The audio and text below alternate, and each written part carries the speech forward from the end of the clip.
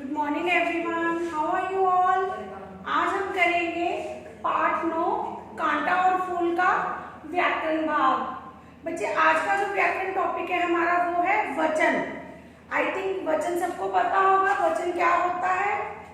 अब आप मुझे ये बताइए, कांटा और फूल कविता में जो बहुवचन शब्द आए हैं वो कौन कौन से हैं। बताइए कौन कौन से शब्द हैं जो बहुवचन हैं। जैसे कि फूलों, कांटों, तितलियों, दिनों, ये सब क्या है, बहुवचन शब्द। परंतु हम ये पहचान कैसे सकते हैं कि जो वाक्य में शब्द आए हैं वो बहुवचन है या एक वचन है। उसके लिए हम क्या करेंगे बच्चे, आप अपनी उत्तर पुस्तिकाएं खोलें, अपनी नोटबुक्स खोलें और उसमें आप जैसे मैं कहती हूँ वैसे आप स्लिप्स बनाएं या आप एक तालिका बनाएं। सबसे ऊपर लिखें वचन, सबसे ऊपर आप लिखें वचन, उसके बाद आप लिखें वाक्य।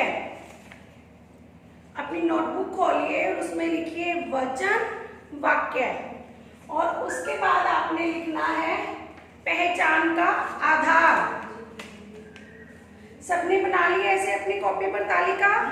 सबसे पहले आप लिखोगे वाक्य, फिर आप लिखोगे वचन और फिर आप लिखोगे पहचान का आधार।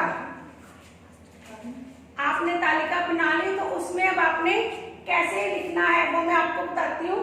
सबसे पहले हम लिखेंगे वाक्य।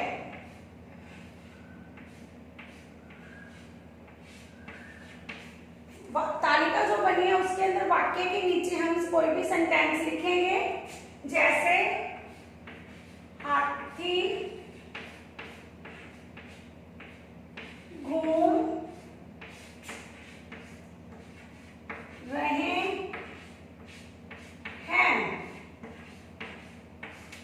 ये हमारा वाक्य हो गया। इसके बाद हम लिखेंगे वचन।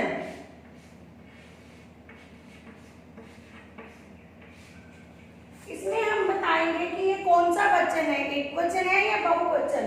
हाथी घूम रहे हैं, इस वाक्य से हमें क्या पता चलता है, कौन सा वचन है ये।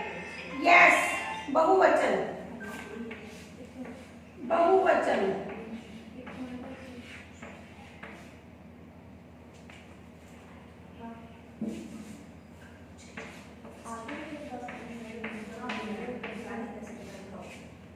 हमें ये तो पता है ये बहुवचन है, परंतु हमें ये समझ कैसे आया कि ये एक वचन है या बहुवचन।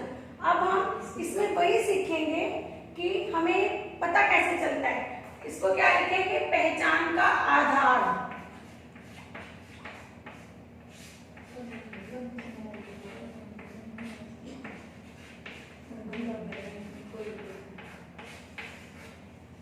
बच्चे देखिए यहाँ पे वाक्य है हाथी घूम रहे हैं। रहे हैं मतलब यहाँ से हमें पता लगा है रहे ज्यादा के लिए प्रयोग होता है। अगर एक हाथी होता तो आता हाथी घूम रहा है, अगर ज्यादा है तो हाथी घूम रहे हैं, तो हमें पता चला बहुवचन है। तो हमें रहे हैं से पता चला रहे हैं क्या है, क्रिया।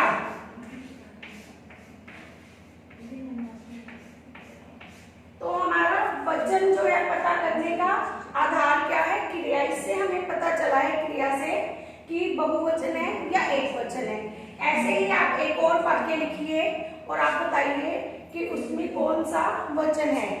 जैसे फॉर एग्जाम्पल आप लिख सकते हो तालाब में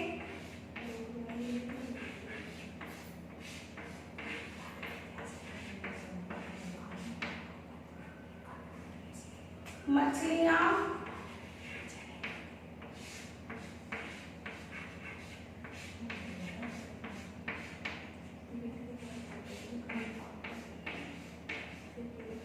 तैर रही हैं।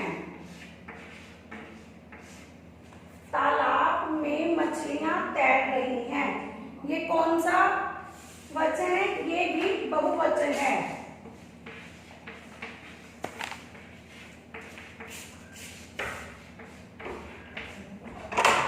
कैसे पता चला, क्योंकि जो मछलियां हैं ये ज्यादा हैं, मछलियों की संख्या ज्यादा है।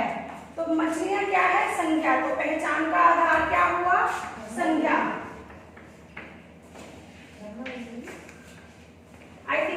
क्लियर हो गया। पहले वाक्य में रहे हैं ऐसे पता चल रहा है, वो क्रिया है, तो इसमें वचन को पहचानने का आधार का क्या था, क्रिया।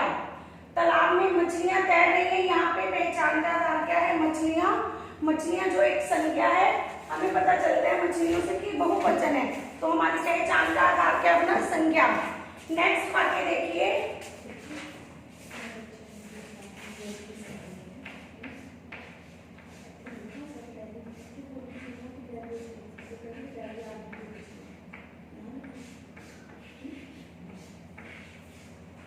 छोटी लड़की सो गई।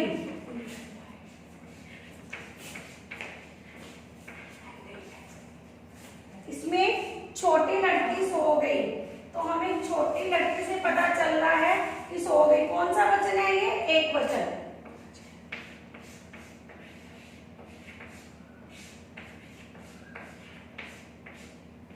छोटी लड़की में छोटी क्या है, विशेषण। तो जो ये हमें पता चला है कि एक वचन है, इसकी पहचान का आधार क्या है, विशेषण।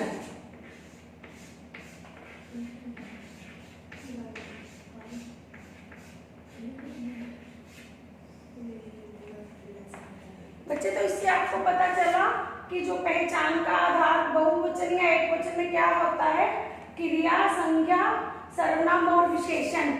हमने क्रिया, संज्ञा और विशेषण का उदाहरण कर लिया। अभी मैं आपको एक सर्वनाम का उदाहरण और बताती हूँ।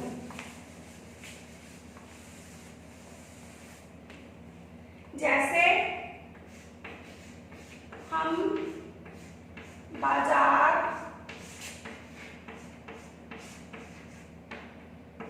गए, ये कौन सा वचन है, हम बाजार गए, बहुवचन। कैसे पता चला, हमसे। कौन सा है ये, बहुवचन। पता किससे चला, हमसे। हम क्या होता है, सर्वनाम।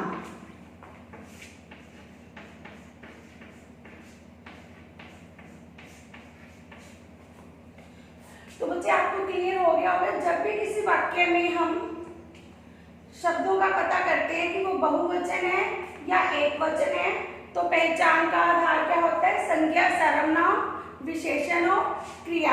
अब मैं आपसे एक प्रश्न पूछती हूँ और आप मुझे बताना क्या वो सही है या गलत। क्या आपने प्रार्थना पत्र पर हस्ताक्षर कर दिया? बताइए, जो मैंने वाक्य बोला है क्या वो सही है? मैं एक बार फिर से रिपीट करती हूँ, क्या आपने प्रार्थना पत्र पर हस्ताक्षर कर दिया? बच्चे ये जो मैंने वाक्य बोला है ये गलत है, क्योंकि हस्ताक्षर शब्द ऐसा शब्द है जो हमेशा बहुवचन में ही प्रयोग किया जाता है।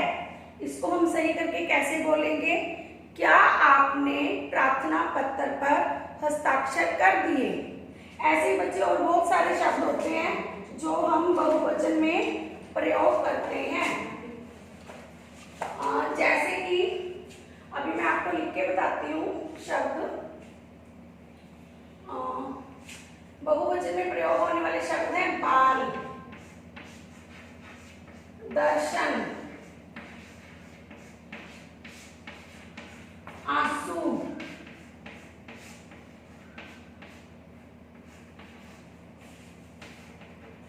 प्राण।